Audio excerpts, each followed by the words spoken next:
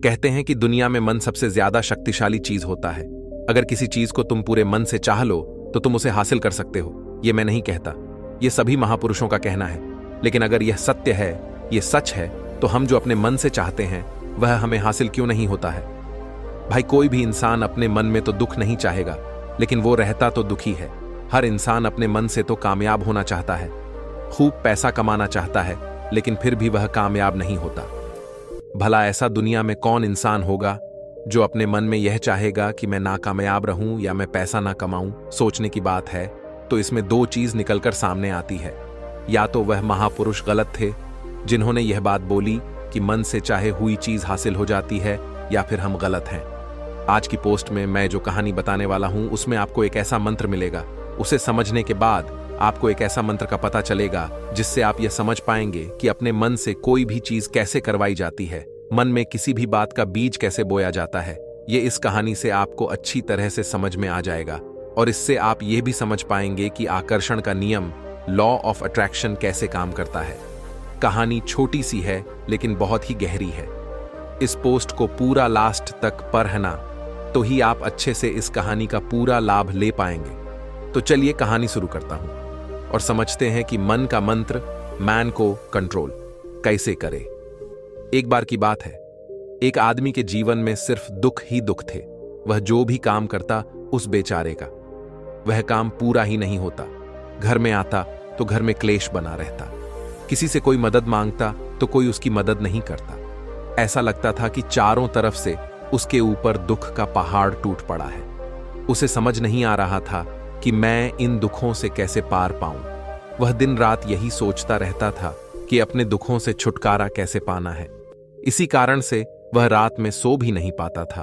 उसकी आंखों के नीचे बड़े बड़े काले घेरे बन गए थे, जो इस बात का प्रतीक थे कि वह आदमी कितना दुखी है और कितना चिंतित है। कभी कभी तो उसके मन में आत्महत्या करने के भी ख्याल आते थे, लेकिन अपने परिवार की चिंता करके वह यह कदम नहीं उठा पाता।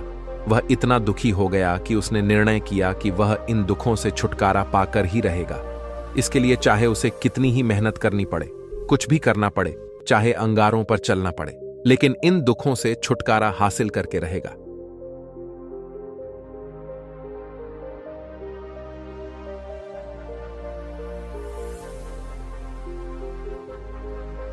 ऐसे ही एक दिन उसने अपने मित्र से पूछा कि मैं अपने जीवन को कैसे सुधारे। उसके मित्र ने उसे बताया कि तुम किसी बाबा के पास जाओ। बाबाओं के पास ऐसा मंत्र होता है जिससे सारे दुख मिट जाते हैं, जीवन खुशियों से भर जाता है और धन संपदा भी हासिल होती है। तुम किसी ऐसे बाबा को ढूंढ लो, बस तुम्हारा काम बन जाएगा। उस आदमी के मन में यह बात पूरी तरह से पक्की बैठ गई कि कोई बाबा ही मेरा दुख दूर कर सकता है, और इसीलिए उसे किसी भी बाबा के बारे में पता चलता तो वह उस बाबा के पास पहुंच जाता, उस बाबा को अपनी समस्या बताता और उससे उसका समाधान पूछता और कहता कि बाबा, मैं कुछ भी करने के लिए तैयार हूं, लेकिन मेरी इन समस्याओं से मुझे छुटकारा दिला दीजिए। आप जो कहेंगे मैं वह करूंगा, लेकिन मेरे जीवन को सुधार दीजिए। बाबा उसे कुछ टोने टोटके बताते थे करने के लिए, और बदले में दान दक्षिणा ले लेते थे कि यह टोना टोटका करने के बाद तुम्हारे घर में सुख शांति बनी रहेगी। बस इस टोटके को पूरी विधि के साथ करना। वह आदमी घर लौटकर पूरी विधि के साथ टोने टोटके करने लगा, लेकिन बहुत टोने टोटके करने के बाद भी उसके जीवन में कुछ बदलाव नहीं आया। इसके विपरीत उसका जीवन और ज्यादा दुखी हो गया। जो भी बाबा उसे टोना टोटका देता था वह बदले में उससे दान दक्षिणा लेता था, जिससे उसका धन भी धीरे धीरे खत्म हो रहा था। इससे उसके जीवन में दुख और ज्यादा बढ़ गया। तब उसे लगा कि बाबाओं के पास जाने से तो मेरे जीवन में दुख कम होने की वजह बढ़ते ही जा रहे हैं, तो मुझे क्या करना चाहिए? बाबाओं के पास जाऊं या ना जाऊं? फिर एक दिन एक आदमी ने उसे बताया कि तुम अपने घर में किसी पंडित को बुलाकर हवन करवा लो। हवन होगा, घर शुद्ध हो जाएगा, कोई भी बुरी ऊर्जा होगी घर में तो वह घर से बाहर चली जाएगी। किसी पंडित को बुलाकर पूरे विधि विधान उसे मंत्र उच्चारण कराओ, हवन कराओ, जिससे घर में सुख शांति आए। उस आदमी के मन में यह बात बैठ गई और उसने एक पंडित को अपने घर पर बुलाकर हवन करवा दिया। हवन अच्छी तरह से संपन्न हुआ। बदले में पंडित ने भी अच्छी दान दक्षिणा ली और उसके बाद वह वहां से विदा हो गया। लेकिन कुछ दिनों के बाद उस आदमी को महसूस हुआ कि उसके जीवन में अभी भी कोई बदलाव नहीं आया है। अब वह आदमी पूरी तरह से दुखी हो गया और ज्यादा परेशान हो गया। अब तो उसे लगने लगा था कि मेरे जीवन में से दुख कभी खत्म ही नहीं होंगे, और यही सोच सोचकर उस आदमी का बुरा हाल हो गया था। फिर एक दिन उसे अपने मित्र से एक ऐसे बाबा के बारे में पता चला जो समाधान बताने के लिए कोई दान दक्षिणा नहीं लेता था। उस आदमी को लगा कि यह बाबा दूसरे बाबाओं की तरह नहीं हो सकता, क्योंकि यह तो दान दक्षिणा लेता ही नहीं, और अगर दान दक्षिणा नहीं लेता तो यह सच में कोई सिद्ध बाबा होगा। और यही सोचकर वह उस बाबा के पास पहुंच जाता है। जब वह आदमी वहां पर पहुंचता है तो वह बाबा ध्यान में बैठे हुए थे।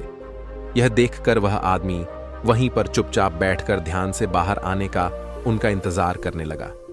थोड़ी देर बाद बाबा ने आंखें खोलीं तो सामने एक दुखी और परेशान युवक को बैठे देखा। उसकी आंखों के नीचे काले घेरे देखकर ही समझ गया कि यह आदमी अपने जीवन से कितना परेशान है। उसे संबोधित करते हुए बाबा ने पूछा कि बच्चा, क्या चाहते हो? बाबा के पास क्या लेने आए हो?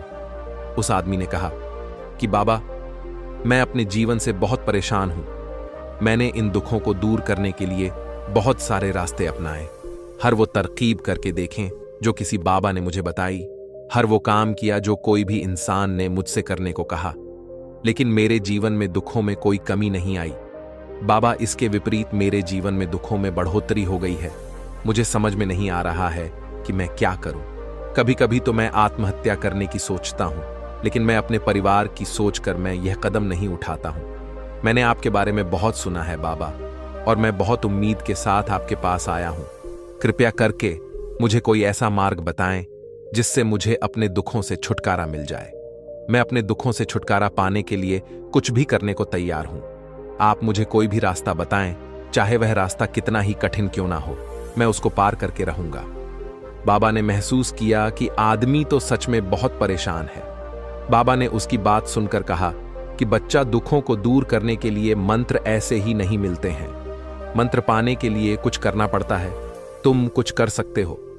यह सुनकर पहले तो उस आदमी ने सोचा कि यह बाबा भी मुझसे दान दक्षिणा मांगेंगे, लेकिन और कोई रास्ता न पाकर उस आदमी ने कहा, बाबा, आपको जितना भी दान दक्षिणा चाहिए मैं देने के लिए तैयार हूं, लेकिन आपका मंत्र सच्चा होना चाहिए, वह पूरा होना चाहिए, उसका फल मुझे मिलना चाहिए।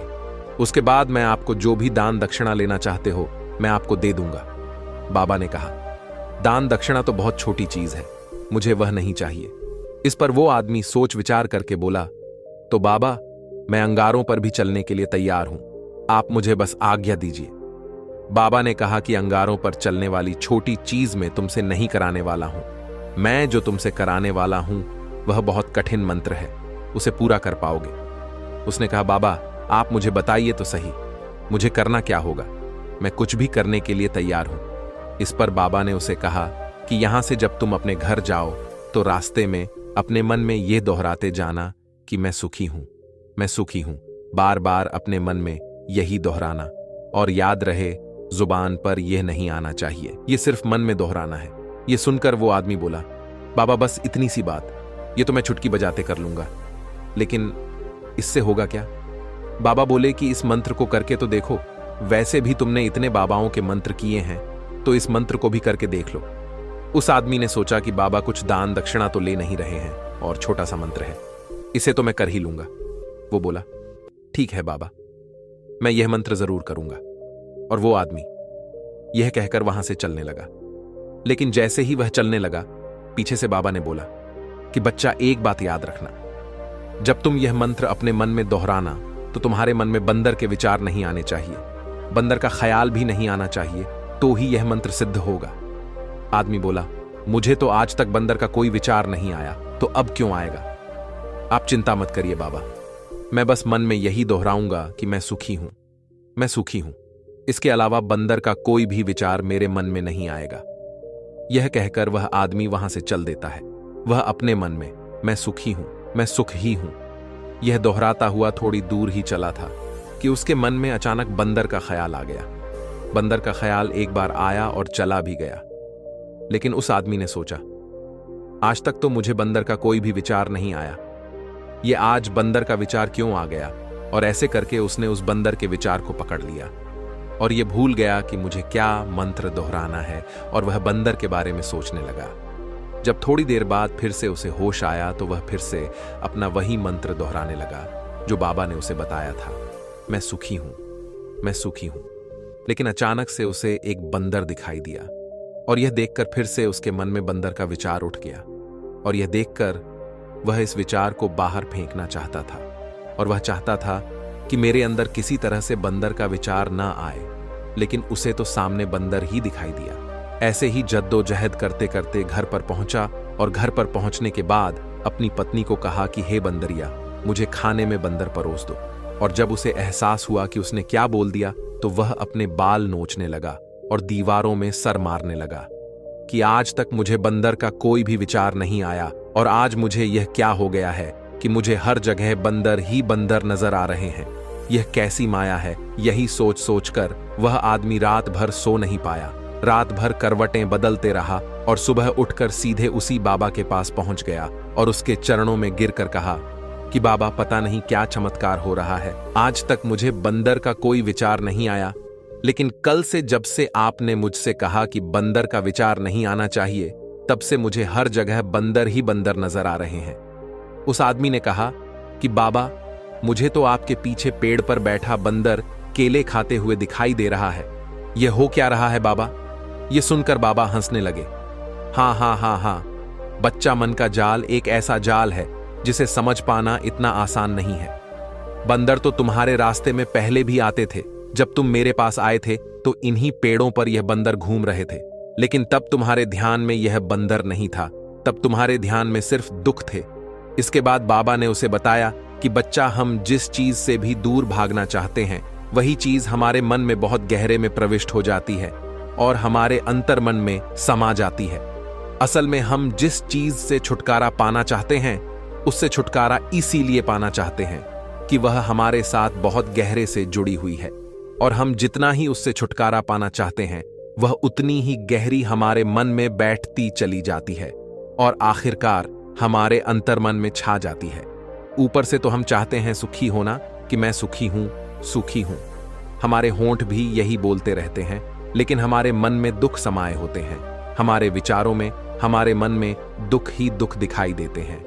इसीलिए अपनी जुबान से बार बार यह बोलने से कि मैं सुखी हूं, मैं सुखी हूं, हम सुखी नहीं होंगे जब तक यह मंत्र हमारे अंतर्मन में प्रविष्ट नहीं होगा। इस पर उस आदमी ने पूछा कि बाबा, लेकिन यह मंत्र हमारे अंतर्मन में प्रविष्ट कैसे होगा? यह सुनकर बाबा ने कहा कि बच्चा, अपने दुखों से लड़ना बंद कर दो। जब तक तुम अपने दुखों को दूर करने की सोचते रहोगे तब तक वो दुख तुमसे चिपके रहेंगे, तब तक वो दुख तुम्हारे अंतर्मन पर अपना राज बनाए बैठे रहेंगे। और जिस दिन तुम उन दुखों के बारे में सोचना ही छोड़ दोगे, उन दुखों से छुटकारा ही नहीं पाना चाहोगे, उसी दिन से तुम्हारे जिंदगी से दुख गायब हो जाएंगे। क्योंकि किसी भी चीज से छुटकारा पाने के लिए हमें उस चीज के बारे में सोचना पड़ता है, और हम जितना ही उस चीज के बारे में सोचते हैं वह उतनी ही गहरी हमारे मन में प्रविष्ट होती चली जाती है। हम अधिकतर समय दुखों के बारे में ही सोचते हैं। हम यही सोचते हैं कि हमारे जीवन में दुख है और हमें इससे छुटकारा पाना है। इसी वजह से बार बार सोचने से वो दुख हमारे अंतर्मन में प्रविष्ट हो जाते हैं और हमें एहसास भी नहीं होता। इसीलिए अगर तुम दुखों से छुटकारा पाना चाहते हो तो दुखों से छुटकारा पाने के बारे में सोचना छोड़ दो, तुम्हें दुखों से छुटकारा मिल जाएगा। अक्सर आदमी धूम्रपान छोड़ना चाहता है, शराब छोड़ना चाहता है, सुबह अपने आप से यह वादा करता है कि मैं कोई भी गलत काम नहीं करूंगा, लेकिन शाम को जब लौटता है तो नशे में चूर होकर लौटता है। ऐसा क्यों होता है? जो हम सोच रहे हैं वह पूरा कर ही नहीं पा रहे हैं। असल में हम उस चीज को बहुत ज्यादा तवज्जो दे रहे हैं, उस चीज को बहुत ज्यादा अहमियत दे रहे हैं। जब भी हम उस चीज को छोड़ने के बारे में सोचते हैं तो हम उसकी इंपॉर्टेंस यानी कि विशेषता और ज्यादा बढ़ा देते हैं। हमारा मन उस चीज के बारे में जितना ज्यादा सोचेगा, शराब या धूम्रपान छोड़ने के बारे में जितना ज्यादा सोचेगा, हमारा मन उतना ही उस चीज के पीछे ज्यादा भागेगा। हमें उस चीज से लड़ना नहीं है, बल्कि बिना सोचे गुजर जाना है। और अगर हम इस मंत्र को समझ लेते हैं तो हम अपने जीवन में जो भी पाना चाहते हैं उसे अपने अंतर्मन में डाल सकते हैं। और एक बार वो लक्ष्य हमारे अंतर्मन में बैठ जाता है तो फिर सफलता पाने में कोई समस्या नहीं आती, कोई दिक्कत नहीं आती। तो दोस्तों, कैसी लगी आपको यह कहानी?